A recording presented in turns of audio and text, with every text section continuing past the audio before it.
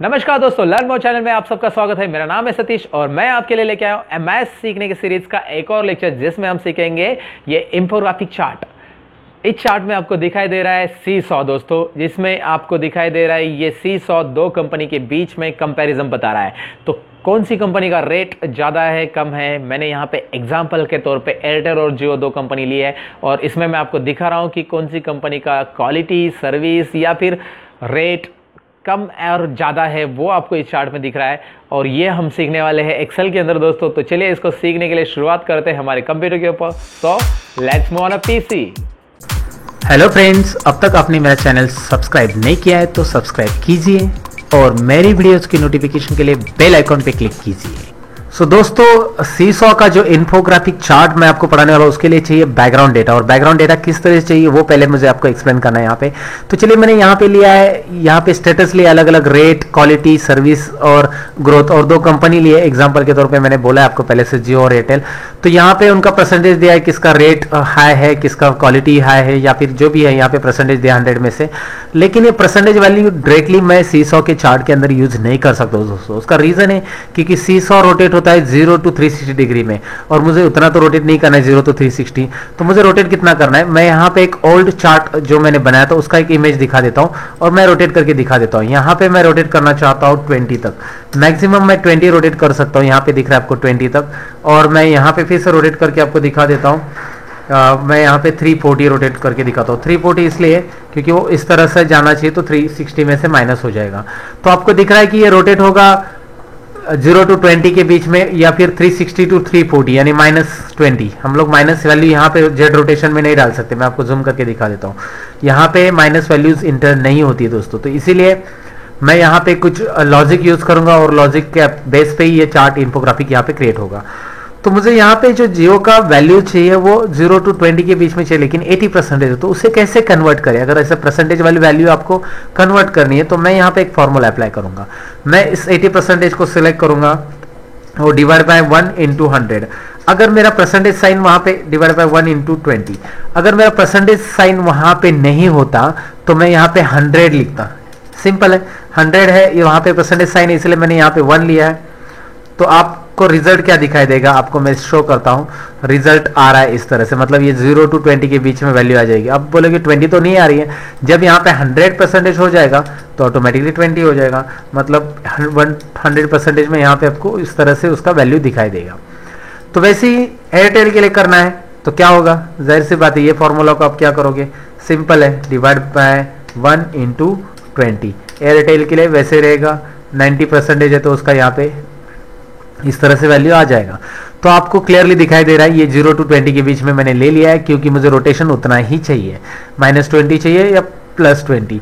तो माइनस कैसे लाना है वो आपको मैं दिखाऊंगा, लेकिन पहले आपको समझ में आए कि दोनों वैल्यू 0 to 20 के बीच में यहाँ पे मैंने लाई है। यहाँ पे अगर कोई भी वैल्यू है आपकी तो उसे आपको ये कन्वर्ट करना आना चाहिए, छोटा सा एक लॉजिक अप्लाई करना आना चाहिए, और वो कैसे मैंने आपको यहाँ पे बता दिया है। उसके बाद अभी मैं यहाँ पे कुछ चार्ट के पहले, मतलब जो इमेज के पहले, मैं यहाँ पे कुछ उसका बैकग्राउंड डेटा बना देता हूँ, क्योंकि उसमें से वैल्यूज पिक होनी चाहिए। तो मैं यहाँ पे स्टेटस सिलेक्ट के लिए एक ड्रॉप डाउन बॉक्स यहाँ पे बनाऊंगा, और वो कैसे आपको पता है, डेटा में वैलिडेशन ऑप्शन है और इसके अंदर लिस्ट ऑप्शन है। ओके ठीक है, लिस्ट ऑप्शन में आपको सोर्स सिलेक्ट करना है यहाँ पे इस तरह से, और ओके बटन पे क्लिक कीजिए and then you will get the source. Clear? तो इस तरह से rate, quality, service and growth आपको मिल रहा है। आप कुछ भी यहाँ से सिलेक्ट करके रख सकते हैं। अब रेट किसका, दोनों का भी, दोनों भी कंपनियों का कंपैरिजन हमें शो करना है। तो वहां पे हमें इसके लिए दोनों का भी डिस्प्ले होना चाहिए रेट। तो दोनों का रेट अगर डिस्प्ले करना है तो हमें यूज करना होगा वी लुकअप, जाहिर सी बात है। और ये एमआईएस के लेक्चर जितने भी मैं हमेशा आपको पढ़ाता हूँ दोस्तों, उसके अंदर मैं वी लुकअप या फिर ई पेयर, कुछ ना कुछ पाइवट टेबल, चार्ट्स वगैरह यूज करता हूँ, सबका कॉम्बिनेशन बन के ही बनता है। तो इसके लिए आपको वी लुकअप आता होगा, ये समझकर मैं यहाँ पे इसे डायरेक्टली ले रहा हूँ। वी लुकअप फॉर्मूला अप्लाई करूंगा मैं यहाँ पे, और वी लुकअप फॉर्मूला या फंक्शन हम यहाँ पे इसलिए यूज करेंगे क्योंकि मुझे चाहिए जियो के अकॉर्डिंग रेट की वैल्यू। सो जियो नहीं सिलेक्ट करूंगा, मैं रेट सिलेक्ट करूंगा। जियो तो मैंने टाइटल दिया है।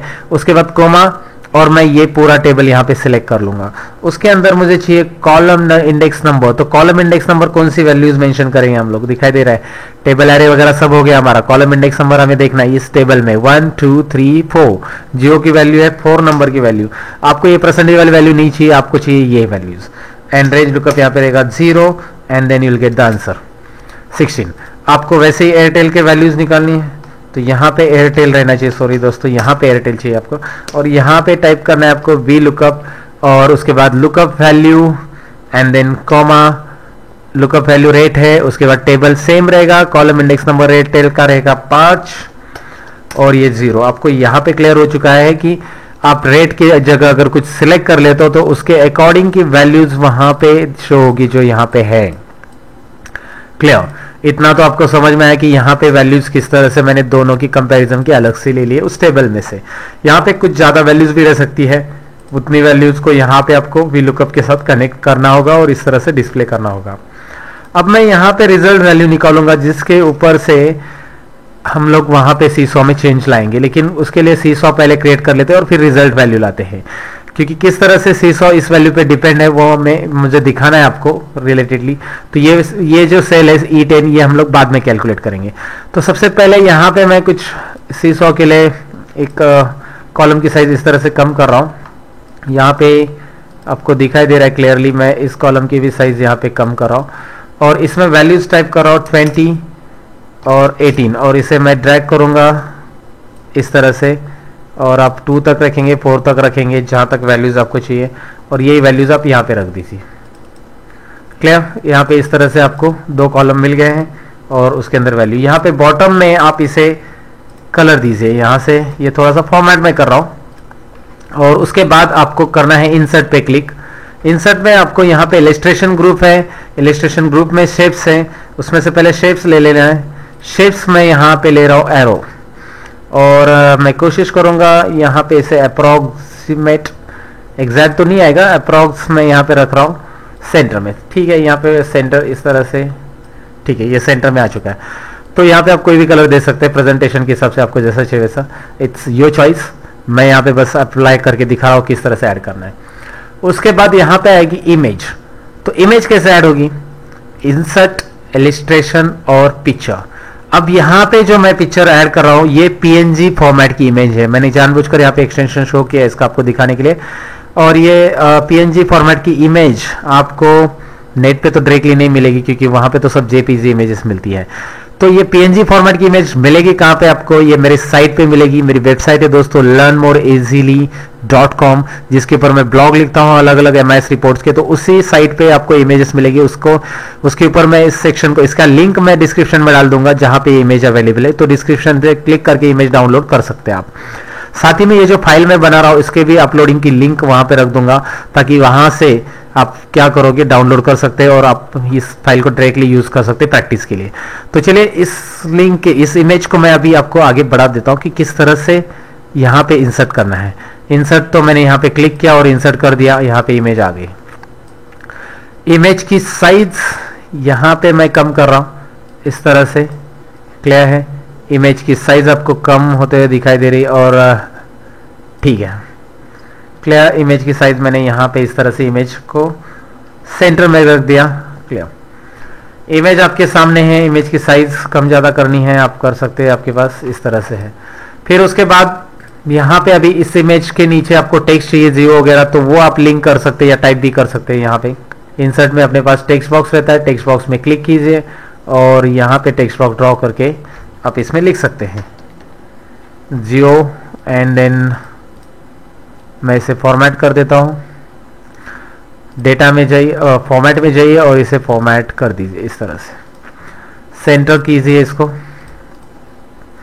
एंड इसी का डुप्लीकेट करके आप यहाँ पे रख सकते हैं। और यहाँ पे एयरटेल, देखिए इन कंपनी का नाम मैं यहाँ पे यूज़ कर रहा हूँ, तो मेरा कोई मकसद नहीं, मैं इसका प्रमोशन या डिमोशन कुछ भी नहीं करना चाहता हूँ। ये बस मैंने एग्जांपल के तौर पे लिए, बहुत फेमस कंपनी है मार्केट में, अपना अपना नाम है इनका। मैं यहाँ पे इनके रिव्यूज़ बिल्कुल नहीं दे रहा हूँ, बस आपको टेक्स्ट कलर आ गया है, मैं बैकग्राउंड कलर देना चाहता हूँ, यहाँ पे बैकग्राउंड कलर दिया और टेक्स्ट कलर में व्हाइट कलर देना चाहता हूँ यहाँ पे। ओके ठीक है, ये मैंने ऐसा ऐड कर दिया।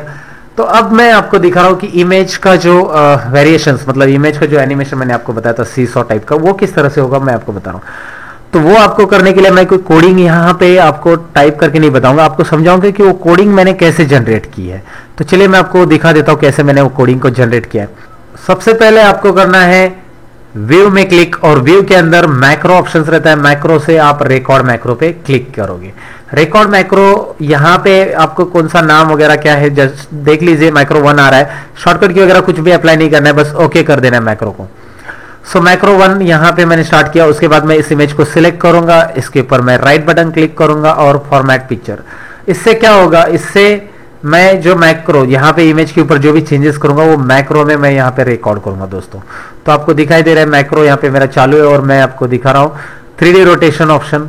3D रोटेशन ऑप्शन में यहाँ पे ये जो वैल्यूज है मैं आपको जूम करके दिखाता हूँ। जेड रोटेशन जो स्टार्टिंग में मैंने दिखा था, इस वैल्यू को मैं डायरेक्टली यहाँ पे एंटर करूंगा। 5, 20 कुछ भी 20 के बीच में कुछ भी वैल्यू टाइप कीजिए, आप एंटर कीजिए। एंटर करने के बाद आपको इमेज में रोटेशन दिख रहा है, यहाँ पे हो चुका है। आप 20 टाइप करेंगे तो भी आपको दिखाई देगा वहां पे रोटेशन हो रहा है। सो क्लियर है रोटेशन किस तरह से करना है। उसके बाद मैं मैक्रो को स्टॉप कर दूंगा, रिकॉर्डिंग स्टॉप रिकॉर्डिंग। स्टेप्स याद रखना आपको, मैंने क्या किया है आपको दिखाई दिया कि मैंने मैक्रो स्टार्ट किया, उसके अंदर फिर यहाँ पे ये इमेज को राइट क्लिक करके इमेज का फॉर्मेट ले लिया और उसके अंदर 3D रोटेशन से इमेज को रोटेट कर दिया। इसे क्लोज कर दिया रोटेशन टैब को। अब मैं जाऊंगा मैक्रो के अंदर एडिट ऑप्शंस में, तो व्यू मैक्रोज में जाना है आपको और यहाँ पे एडिट ऑप्शन आपको दिखाई दे रहा है क्लियरली। एडिट ऑप्शंस पे आप क्लिक कीजिए और उसके बाद आपको यहाँ पे मैक्रो का कोड मिलेगा।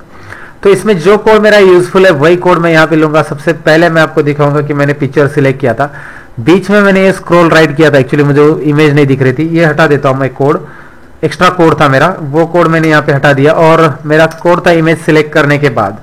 यहाँ पे क्लियर दिख रहा है आपको, active sheet dot shapes dot range array picture 2 है उस इमेज का नाम, picture 2 dot select and selection dot shape range dot 3D dot rotation Z is equal to -20। बाकी कोई कोड नहीं चाहिए आपको, ये जो इंपॉर्टेंट कोड था रोटेशन का वो मैंने यहाँ पे ले लिया है और मैं इसी को ही यहाँ पे कट कर लूंगा, कट Ctrl+X, और बाकी ये जो सब्जेक्ट है वगैरह सब मैं यहाँ से डिलीट कर दूंगा।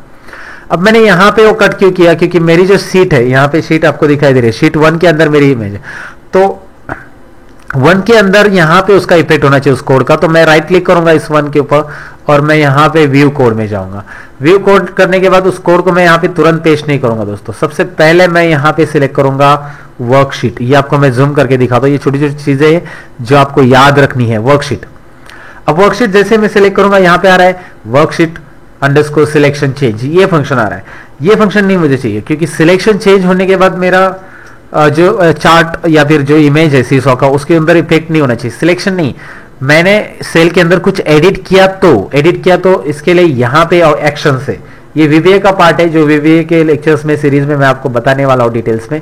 लेकिन यहाँ पे मैं जो एक्शंस करना चाहता हूँ उसमें मैं सिलेक्ट कर रहा हूँ चेंज, यानी कि सिलेक्शन में अगर मैं कुछ चेंजेस करूंगा, सिलेक्शन नहीं डेटा के अंदर अगर मैं कुछ चेंज करूंगा तो तभी ये वर्कशीट के अंदर का ये फंक्शन रन होगा। तो मैं नीचे वाला जो फंक्शन है ये मैं यहाँ से हटा देता हूँ। अभी आपको दिख रहा है वर्कशीट सिलेक्शन डॉट चेंज, ये हटा दिया मैंने और इसको रखा और इसमें मैंने पेस्ट कर दिया जो कोड मैंने वहां से मैक्रो में से ले लिया था।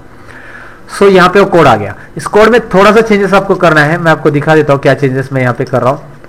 इस कोड में मैं आपको दिखा रहा हूं कि ये जो सेप रेंज से लेकर डॉट सिलेक्ट तक है, ये सिलेक्ट से लेकर आगे तक, क्योंकि मुझे ऑब्जेक्ट को सिलेक्ट नहीं करना है, डायरेक्टली ऑटोमेटिकली उसके अंदर मेरी कोडिंग का इफेक्ट होना चाहिए। जैसे ही मैं वर्कशीट में कुछ चेंजेस करता हूं, वैल्यू चेंज करता हूं कुछ भी, तो उसके लिए ये सिलेक्शन वगैरह ये नहीं चाहिए, क्योंकि ऑब्जेक्ट सिलेक्ट होगा बाद में चेंज होगा तो प्रेजेंटेशन में इतना अच्छा नहीं लगेगा वो, क्योंकि ऑब्जेक्ट वैसे एनिमेशन तो होने वाला है, वो सीसॉ अप एंड डाउन होगा, लेकिन वो ऑब्जेक्ट पहले सिलेक्ट होगा, उसकी बॉर्डर आ जाएगी, फिर वो -20 रोटेट होगा, फिर ये तो बहुत है ना और लगेगा। इसके लिए क्या करो, इस सिलेक्शन को हटा दो। देखो मैंने क्या हटा दिया है, आपको हाईलाइट करके दिखाया मैंने। और उसके बाद आपको क्या दिख रहा है 3D रोटेशन जेड, लेकिन ये कोड भी जरूरत नहीं, क्योंकि मुझे -रोटेशन 20 करना ही नहीं है, मुझे करना है रोटेशन क्या, मैं आपको दिखा देता हूँ। मेरा डेटा कहाँ पे है वो आपको पता है, शीट 1 में, sheet 1 dot range, sheet 1 dot range, उसके अंदर मैंने बताया था आपको कि E10 में मैं रिजल्ट लाने वाला हूँ, E10 में रिजल्ट लाने वाला हूँ रोटेशन का, और उसके अंदर की जो वैल्यू रहेगी वो यहाँ पे आने वाली है। तो E10 देखो, sheet 1 dot range E10 dot value, ये जो वैल्यू है ये मैं आपको यहाँ पे समझा देता हूँ। देखिए दोस्तों, यहाँ पे जो शीट है मेरी, उसके अंदर मैं आपको समझा देता हूँ कि मैं यहाँ पे उसका आंसर लाना चाहता हूँ। यहाँ पे रिजल्ट आपको दिखाई दे रहा है और ये है मेरी E10 सेल।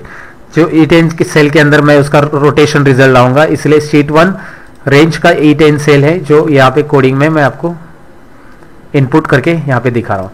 तो वही आएगा सेल जिसमें आप रिजल्ट वहाँ पे रोटेशन का शो करना चाहते हैं। रोटेशन में जो चेंजेस होने वाले हैं 0 to 20 के बीच में, या 0 to -20, वो -20 कैसे आएगा वो आपको मैं समझाऊंगा। देखिए दोस्तों, ये आपको क्लियर हो गया रहेगा, ये समझता हूँ मैं। नहीं हो गया रहेगा तो इतना पार्ट जो मैंने कोडिंग का बताया थोड़ा सा रिवाइंड कीजिए और फिर से देखिए, क्योंकि इन चीज़ों को समझना जरूरी है अगर आप कुछ एक्स्ट्रा ऑर्डिनरी एक्सेल के अंदर करना चाहते हो। तो बहुत सारे लोगों के मुझे कमेंट आते हैं कि ये वर्क नहीं हो रहा है, वो वर्क नहीं हो रहा है। तो इसका रीजन ये रहता है कि आप वीडियो को थोड़ा सा प्रॉपरली देखिए, और जो लोग प्रॉपरली देखते हैं उनको ये आसानी से आ जाता है। और क्योंकि मैं भी जब इसका प्रैक्टिस करता हूँ तो मुझे भी जब क्वेरीज आती है तो मैं रिवाइंड करता हूँ और समझ लेता हूँ कि किस तरह से मैंने पहला पोर्शन किया था, फिर उसमें कैसे एडिट करना है, सब मैं चीज़ें यहाँ पे वो करता हूँ एडिट।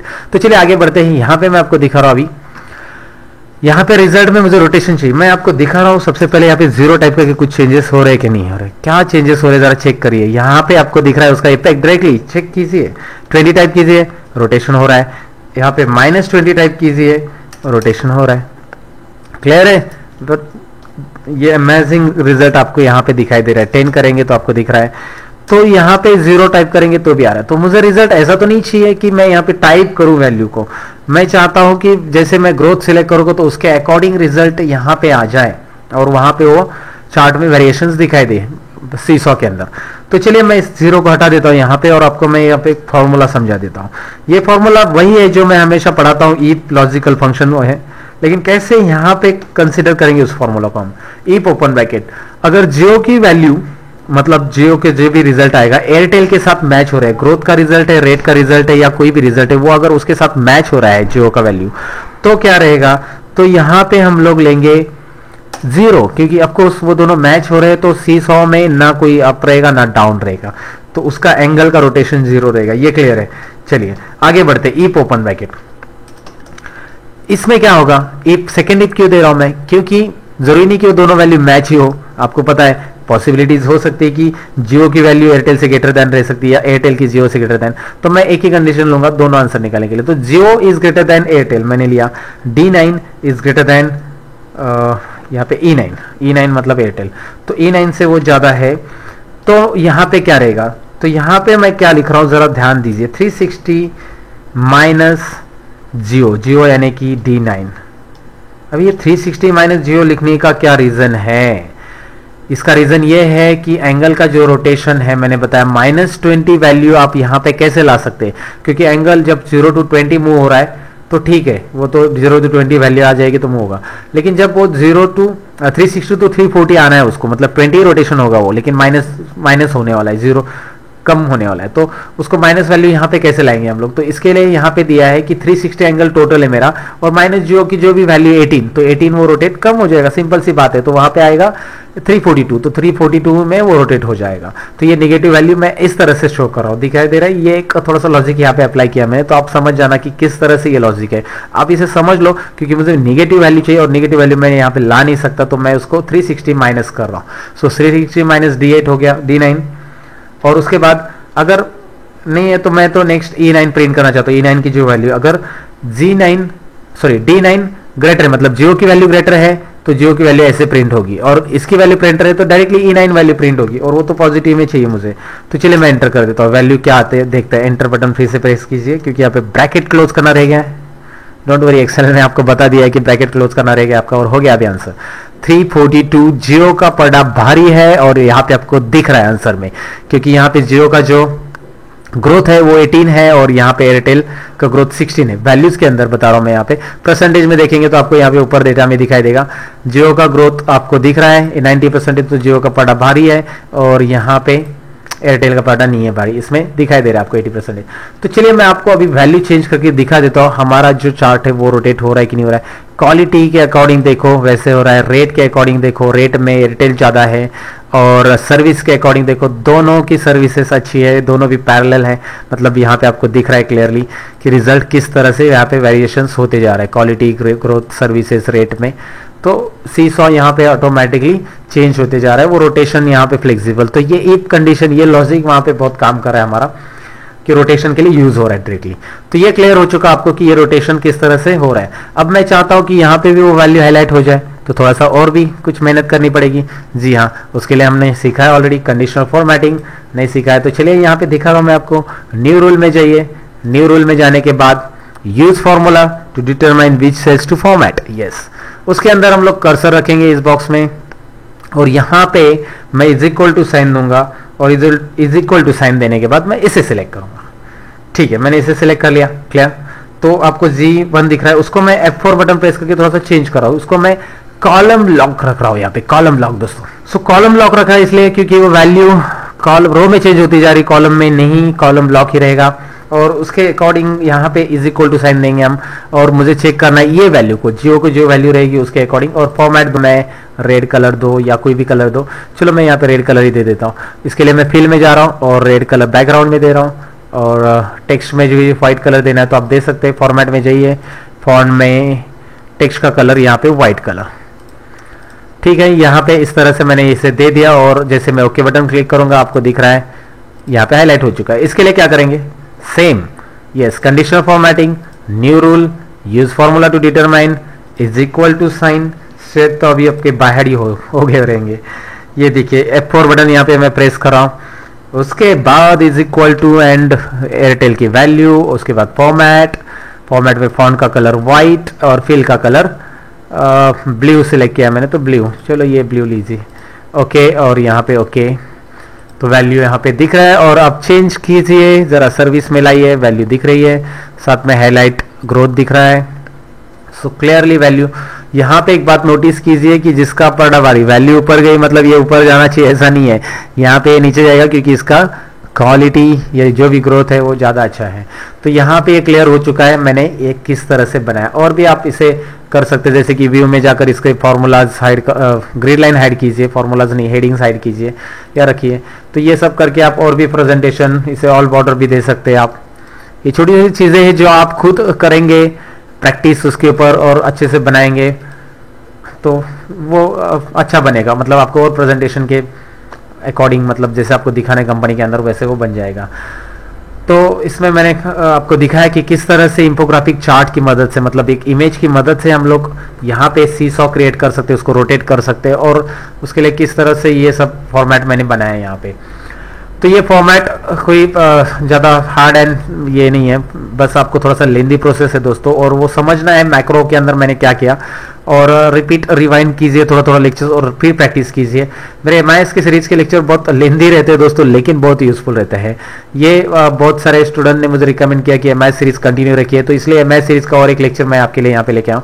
और ये वीडियो कैसे लगा आप मुझे कमेंट में ज़रूर लिखिए दोस्तों। आपके कमेंट्स आ रहे हैं और आपके कमेंट्स मुझे मोटिवेट करते हैं, रियली आपके जो कमेंट्स रहते हैं मुझे मोटिवेट करते हैं। बहुत सारे लोगों के सवाल भी आते हैं दोस्तों। मैं जॉब करता हूँ, मेरा क्लासेस है, वहाँ पे मैं दिन भर टीचिंग रहता है मेरा, तो फिर मुझे टाइम कम मिलता है, तो मैं आपके सवाल के जवाब नहीं दे पाता हूँ। उसके लिए मैं बहुत सॉरी कहना चाहूँगा। हर एक वीडियो के अंदर मैं आपको बोलता हूँ कि मैं सवाल का जवाब देने की कोशिश करूँगा, लेकिन जितना हो सके उतना मैं आपकी सवालों के जवाब दे दूंगा। तो आप कमेंट जरूर कीजिए कैसा लगा वीडियो, और दोस्तों के साथ शेयर कीजिए, लाइक कीजिए मेरे वीडियो को। चलिए मैं मिलूंगा आपको कुछ और एमआईएस और इंटरेस्टेड रिपोर्ट के साथ। तो मिलते हैं अगले वीडियो में, बाय बाय।